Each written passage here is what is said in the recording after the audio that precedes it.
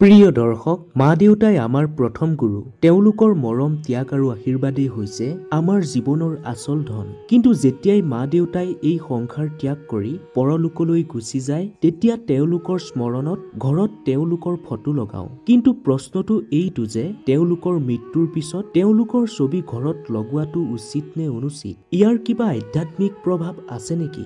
ভগৱান শিৱই এই বিষয়ত কি কৈছে? আজি এই কাহিনীটোত ভগৱান শিৱই নিজেই এজন ভক্তক এই বিষয়ে বিস্তাৰিতভাৱে প্ৰকাশ কৰে। নমস্কাৰ প্ৰিয় দৰ্শক, আন এটা নতুন তথা আধ্যাত্মিক ভিডিঅ'লৈ আপোনাক আন্তৰিক স্বাগতম জনাইছো। প্ৰিয় দৰ্শক, যদি আপুনি ভগৱান শিৱৰ একান্ত ভক্ত, তেনেহলে আমাৰ কমেণ্ট বক্সত ভক্তিৰে হৰ হৰ মহাদেৱ বুলি লিখিবলৈ একেবাৰে নাপাহৰিব। প্ৰাচীন সময়ৰ কথা, এজন যুৱক আছিল। তাৰ নাম আছিল আৰৱ। তাৰ মাক দেউতাকৰ হঠাৎ মৃত্যু হল। সি বহুত দুখী হৈ থাকিবলৈ ললে। সি নিজৰ ঘৰৰ পূজা কৰা স্থানত মাক দেউতাকৰ ডাঙৰ ফটো লগাই থৈছিল আৰু সদায় তেওঁলোকৰ পূজা কৰিবলৈ ধৰিলে। কেইমাহমানৰ পিছত তাৰ জীৱনত আচৰিত ঘটনা ঘটিবলৈ ললে। মানসিক অশান্তি হবলৈ ধৰিলে আৰু সি ভয়ানক সপোন দেখি থাকিবলৈ ললে। সি বিচলিত হৈ এদিনাখন গংগা নদীৰ কাষত বহি কান্দিবলৈ ধৰিলে। সি শিৱলিংগৰ আগত বহি প্ৰাৰ্থনা কৰিলে, হে ভগৱান শিৱ, কৃপা কৰি মোক মাৰ্গদৰ্শন দিয়ক। মই মোৰ মা দেউতাৰ ছবি লগাই তেওঁলোকক শ্ৰদ্ধাঞ্জলি দিছো, তথাপিও মোৰ জীৱনত অশান্তি কিয় হৈছে? সেই সময়তে এটা দিব্য শক্তি প্ৰকট হল। তাৰ পিছত ভগৱান শিৱ প্ৰকট হল। তেওঁৰ চকুত কৰুণাৰ ভাৱ আছিল।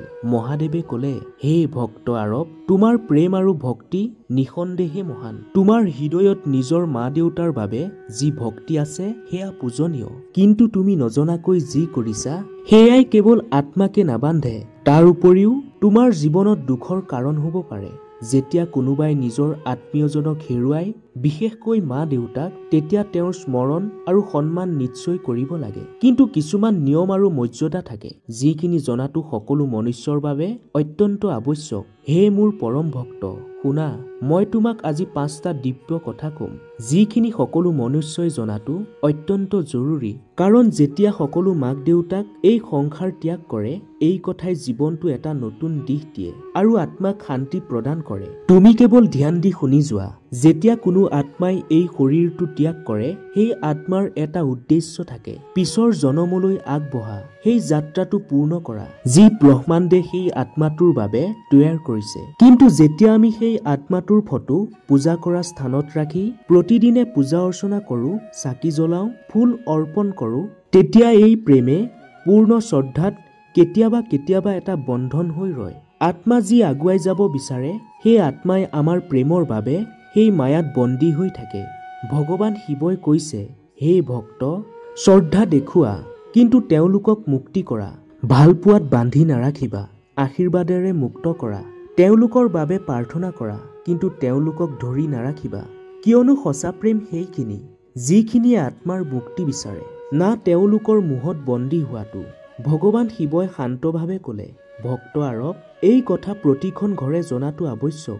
যি স্থান ঈশ্বৰৰ পূজাত ভৰপূৰ, য'ত মন্ত্ৰ ধ্বনি উচ্চাৰিত হয়, য'ত চাকিৰ পোহৰে আত্মাক পৰমাত্মাৰ সৈতে একত্ৰিত কৰে, তাত মৃত ব্যক্তিৰ ছবি লগোৱাটো উচিত নহয়। কিয়নো সেই স্থান আত্মাৰ মুক্তিৰ কেন্দ্ৰ, বন্ধনৰ নহয়। যেতিয়া আমি মৃত ব্যক্তিৰ ছবি সেই স্থানত লগাওঁ, য'ত আমি ভগৱানক আমন্ত্ৰণ দিওঁ, আমি তেতিয়া নজনাকৈ দুটা বেলেগ বেলেগ শক্তি একেটা স্থানত একত্ৰিত কৰিব খোজো। তাৰ দ্বাৰা কেৱল আত্মাই কষ্ট নাপায়, গৃহস্থী সংসাৰতো অশান্তিৰ সৃষ্টি হয়। ঈশ্বৰৰ স্থান আত্মাৰ মুক্তিৰ কেন্দ্ৰ আৰু মৃত আত্মাৰ স্থান স্মৰণ আৰু শ্ৰদ্ধাৰ স্থান হয়। সেইবাবে ঈশ্বৰ আৰু মৃত ব্যক্তিৰ চিত্ৰ বেলেগ বেলেগকৈ ৰাখিব লাগে। শ্ৰদ্ধা সদায় নিয়মেৰে কৰিব লাগে, যাৰ দ্বাৰা প্ৰেমো বৰ্তি থাকে আৰু আত্মাই মুক্তিও লাভ কৰিব পাৰে।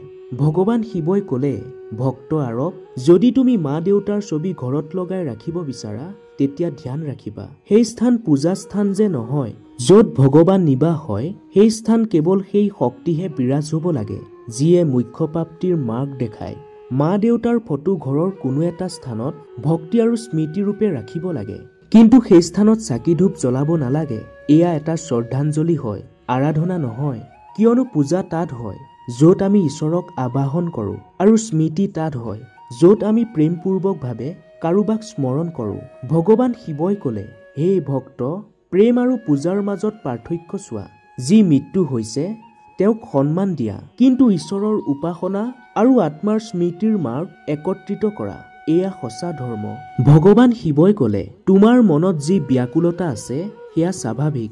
মা দেউতা এই সংসাৰ এৰি যোৱাৰ পিছত সকলো সন্তানে এইটো বিচাৰে যে তেওঁলোকে মা দেউতাৰ বাবে কিবা এটা কৰিব পাৰে। আত্মাৰ শক্তিৰ বাবে শ্ৰাদ্ধ আৰু মুণ্ডন হৈছে সৰ্বোত্তম মাধ্যম। এই বৈদিক কৰ্মৰ দ্বাৰা তুমি কেৱল তেওঁলোকৰ শ্ৰাদ্ধ অৰ্পিত কৰাই নহয়, তেওঁলোকক পিছৰ জনমৰ বাবে আত্মিক বল প্ৰদান কৰা। এয়াই সেই মাৰ্গ, তেওঁলোকৰ আশীৰ্বাদ লাভ কৰিব পাৰিবা আৰু তেওঁলোকক শান্তিপূৰ্ণভাৱে বিদায় দিব পাৰিবা।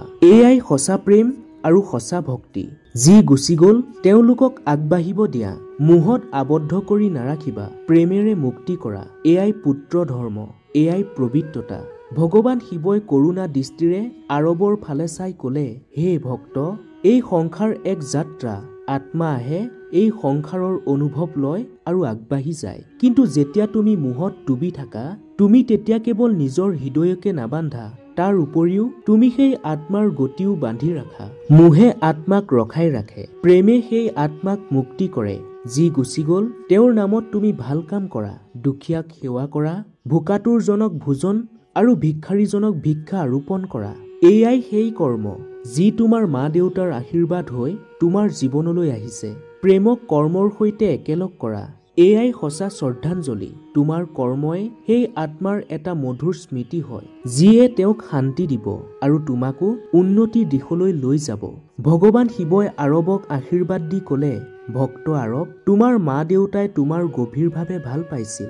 তেওঁলোকে তোমাৰ সম্পূৰ্ণ জীৱন তোমাৰ বাবে সমৰ্পিত কৰি দিলে। এতিয়া সময় আহিছে যে তোমাৰ প্ৰেমে তেওঁলোকক মুক্তি কৰাৰ মাধ্যম হোৱা।